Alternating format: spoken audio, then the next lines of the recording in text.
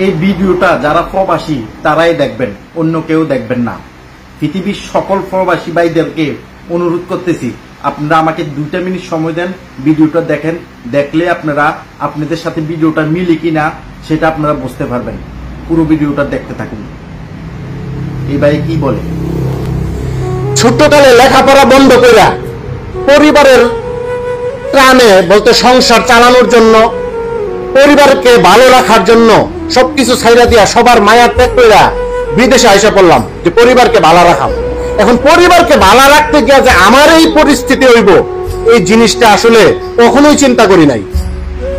বিসমিল্লাহির রহমানির রহিম। ফ্রেন্ড, আমার আজকের এই ভিডিওটা পৃথিবীর যে যেখান থেকে দেখতেছেন সবাইকে আসসালামু আলাইকুম। কেমন আছেন সবাই? সকল প্রবাসী ভাইয়ের আমার আজকের এই ভিডিওটা দেখা যাওয়ার অনুরোধ রইল। এক যুগের উপরে হয়ে গেছে আমি বিদেশে আসছি। ছোট সময়ে সংসারে অভাব অন্টনের কারণে লেখাপড়া করতে পারি নাই। সংসারের হাল ধরার জন্য প্রবাসে চলে আসছি। ভাই আছে, বোন আছে, এদেরকে বিয়ে দিতে হবে। তো এই পরিস্থিতিতে মা বাবার কথা চিন্তা কইরা, ছোট 2 বোনের কথা চিন্তা কইরা, লেখাপড়া বন্ধ কইরা সংসারের দায়িত্ব নিতে বিদেশে আইসা পড়লাম। বিদেশে আসতে গিয়া আমার যে বিদেশ আনছে, আমার পরিবার থেকে, ফ্যামিলি থেকে আমাকে 2টা টাকা দিতে পারে নাই। আমার একটা আলতো ভাই, তার সাথে অনেক রিকোয়েস্ট করে যোগাযোগ করার পরে প্রায় 1.5 লাখ টাকা খরচ করে আজকে 1 যুগ আগে আমি সৌদি আরবে আসছি। তো আসার পরে সম্পূর্ণ টাকা আমাকে সে দিয়ে আনছে। আমি খায়া না খায়া কাজ কইরা, সারা দিন রাত কাজ কইরা আইসা আমি তার প্রথম 1.5 লাখ টাকা তাকে সুদ করছি, বলতে তার টাকা তাকে রিটার্ন করছি। এরপর থেকে সংসারের মধ্যে টাকা দেওয়া শুরু হইল। প্রতি মাস শেষে যেদিন বেতনটা পাইলাম, বেতনটা পাওয়ার 2 দিন 4 দিন আগে ওই সংসারের মধ্যে অভাব, এই সমস্যা এই পরিস্থিতি, এই করতে হইব, চাল কিনতে হইব, ডাল কিনতে হইব, ডাক্তারের কাছে যাইতে হইব, এরকম নানান বাহানা দেখা বেতন পাওয়ার 2-3 দিন আগে হই।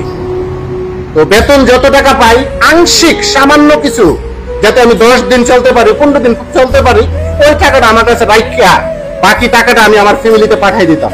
এইভাবে 3-4 বছর দিলাম। দেওয়ার পরে এক বোনের বিয়ে দিতে হবে। তো ওই বোনটারে প্রায় 5-6 লাখ টাকা খরচ করে বিয়ে দিলাম। বিয়ে দেওয়ার পরে তো চিন্তা করলাম, একদিন আমি আমার পরিবারের ফ্যামিলিতে বলতেছি যে আমার তো দেশে আসার সময় হয়েছে, প্রায় 6-7 বছর হয়ে গেছে আসছি, আমি দেশে আসি। তখন আমার ফ্যামিলি থেকে আমাকে বলা হয়, তুই দেশে এসে কি করবি, তোর যে ছোট বোন আরেকটা রয়েছে বিয়ের বাকি। তখন চিন্তা করলাম যে মার পেটের আপন বোন, নিশ্চয়ই সত্যি কথা। তখন ওই বোনটারে আবার বিয়ে দিলাম প্রায় 7-8 লাখ টাকা খরচ করে। এরপরে যখন প্রায় এভাবে আরো 2 বছর গেছে, প্রায় 8-9 বছর হওয়ার পরে বাড়ির জামু বলতেছি, তখন আমার ফ্যামিলি থেকে আমাকে বলা হইতেছে, বাড়িতে এসে থাকাম কই, কি করাম কই, একটা ঘর নাই, আশেপাশের মানুষের বিল্ডিং উড়াই লাইছে, আমাদের বিল্ডিং নাই। শেষ পর্যন্ত একটা বিল্ডিং করলাম 3টা রুম দিয়া, অনেক টাকা, প্রায় 15-16 লাখ টাকা খরচ করে বিল্ডিং করলাম। তো করতে গিয়ে ওই বিল্ডিংটা করতে গিয়ে আমার প্রায় 1 যুগ শেষ হয়ে গেছে বিদেশে।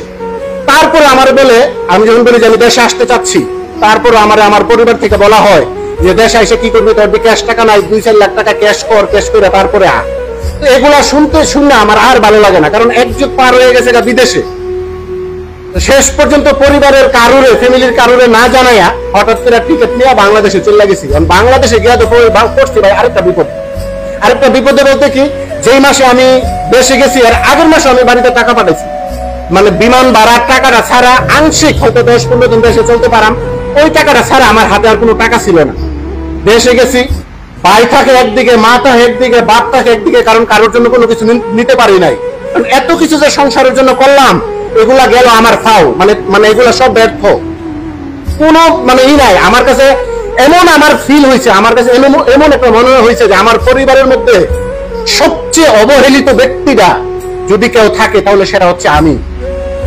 কারণ বিদেশ থেকে গেলে একটা মানুষের কত আদর যত্ন করে পরিবারের মানুষ, আর আমার হুজ্জা বা পেটে খিদা লাগলে বলতে হয় যে আমার খানা খাই, আমার পেটটা অনেক খিদা, তারপরে বাদ দেয়। তো শেষ পর্যন্ত বিয়ে করার চিন্তা ভাবনা করলাম, বিয়ে করতে পারলাম না। কারণ বিয়ে মেয়ে পছন্দ হইলে ফ্যামিলি দিয়ে ঝামেলা করে, আবার বাড়িতে পছন্দ করে না, গার্জিয়ান পছন্দ করে না, ফ্যামিলি থেকে পছন্দ করে না। এরকম কইরা আমার প্রায় 3 মাস সময় শেষ হয়ে গেছে, ছুটি গেছি 4 মাসে। 3 মাস পরে আমার কাছে আর কোনো ক্যাশ টাকাও নাই। পরে আমার এক বোনের কাছে গেলাম, বোনের জামাইয়ের বাড়িতে গেছি, গিয়া বোনের বোনরে বললাম যে বোন রে, আমি তো এইভাবে আসছি, আমার কাছে তো বোন কোনো টাকা পয়সা নাই, এখন আমার একটা বিপদের দরকার হচ্ছে, আমি তো আর খুব একটা বিপদ অবস্থা আছি, এখন আমারে তুই 1 লাখ টাকা দে তোর জামাই থেকে কইয়া, তো আমি যাই আসাই ওই তোর টাকাটা বইন আগে দিয়ালাম, বইনে গেছে আমার সাথে রাগ হইয়া, মানে চোখ টোক উল্টাইয়া বইনে শেষ, যে তুমি আমাদের জন্য কি করছো, তুমি আজকে আমার বাড়িতে এসে 1 লাখ টাকা লাগা, মানে যা পারে বোনে তাই বলছি। সবগুলা সহ্য করে বাড়িতে আসছি, বাড়িতে এসে চিন্তা করতেছি যে এখন কি করা। শেষ পর্যন্ত ফ্যামিলিতে জিজ্ঞাসা করলাম যে আমার টাকাতে যে আমি বিল্ডিং করলাম, আমার কোন রুমটা। এই কথাটা বলার পরে আমার ফ্যামিলি থেকে বলা হয়, মা বাপে আমার বলে তুই তো বিদেশে থাকস, তোর 2 ভাইয়ের 2 রুম, আমরার 1 রুম, তুই আবার যাই এসে আরেকটা বিল্ডিং উঠাইবি, উঠাইয়া এরপরে ওই রইব। তো তাইলে ভাই দেখেন, মানে একটা প্রবাসীর যন্ত্রণাটা আসলে কে বুঝে। হয়তো আজকের এই ভিডিওটা অনেকে দেখে আমাকে কমেন্টে গালাগালি করতে পারেন, বিশ্রী ভাষা মন্তব্য করতে পারেন। ভাই যদিও সবার না, এই ব্যাপারটা যদিও সবার না, তবে আমাদের দেশের 75% মানুষের প্রবাসীর বেলা এইরকম ঘটনাটা ঘটে। কারণ প্রবাস থেকে আমরা, এই যে আমার কথা যদি আমি বলি, 1 যুগ পার করে এলাইছি আমি প্রবাসে আইসা, 1 যুগে আমি যা টাকা ইনকাম করছি সম্পূর্ণ টাকা আমি আমার পরিবারকে দিয়ে দিছি। 1 যুগে বলতে 12 বছরে 12টা টাকাও ভাই আমার হাতে রাখি নাই, বিশ্বাস করেন আর না করে। যদি কোনো প্রবাসী ভাই ভিডিওটা দেখে থাকেন, ওই প্রবাসী ভাইটাই বিশ্বাস করবেন। 12টা বছরে আমি যা কামাইছি সবকিছু দিছি, কিন্তু এখন ওই সংসারে ওই সবচেয়ে অবহেলার পাত্র হইছি আমি। দেশে গেলাম এত বছর পরে, 2 বোন বিয়ে দিয়া, বাড়িতে ঘর কইরা সবকিছু করে গেলাম, শেষ পর্যন্ত বিয়ে না করে ওই আমার দেশের থেকে আসা লাগলো। এবং দেশের থেকে আসার আগে শুনতে হইলো যে এই বিল্ডিংটা দিলাম, ওই বিল্ডিং এর দাবি আমি করতে পারবো না, আমার 2 ভাই আর আমার মা বাপ নিবো 1 রুম। এই হচ্ছে ভাই একজন প্রবাসীর গল্প। এর জন্যই আমি বাস্তব কথাগুলো বলছি, হয়তো অনেকের জীবনে কিন্তু এরকম ঘটনা ঘটতেছে। এর জন্য আমি সকল প্রবাসী ভাইদেরকে প্রতিনিয়ত বলি, ভাই আপনি মা বাবাকে দেখেন, ভাই বোনদেরকে দেখেন, আত্মীয় স্বজনদেরকে সবাইকে দেখেন, অবশ্যই দেখতে হবে, কিন্তু দুনুরা হাতের কবজি কাইটটা না ভাই। কারণ কি, দুনুরা হাতের কবজি কাইটটা যদি আপনি আপনার পরিবারে দিয়ে দেন, তাহলে আপনার ভবিষ্যৎ কি হবে একটু চিন্তা করেন তো। এর জন্য আমি প্রতিনিয়ত একটা কথা বলি, যে সকল প্রবাসী ভাইয়েরা প্রবাসের মাটিতে কাজ করেন, আপনি আপনার মা বাপ পরিবার সবাইকে দেখেন, কিন্তু নিজের জন্য হইলেও অন্তত কিছুটা একটা করেন। এই বার্তাটা দেওয়ার জন্য, বাস্তব কথাটা বলার জন্যই আমার আজকের এই ভিডিওটা ছিল, কিন্তু কাউকে কষ্ট দেওয়ার জন্য মোটেও না। বাস্তব ঘটনাটাই বললাম। এবং একজন এই ভিডিওটা দেখা আমার মতো অসহায়, আমি এমন এক অসহায় যন্ত্রণা এখন জ্বলছি, কোন এক প্রবাসী ভাইয়ের জন্য এরকম জ্বালা যন্ত্রণা ভবিষ্যতে না হয়, এর জন্যই আমার আজকের এই ভিডিওটা। যদি ভালো লাগে অবশ্যই এমডি জামান ব্লগস সাথে থাকবে। অনেক অনেক ধন্যবাদ সবাইকে। আসসালামু আলাইকুম।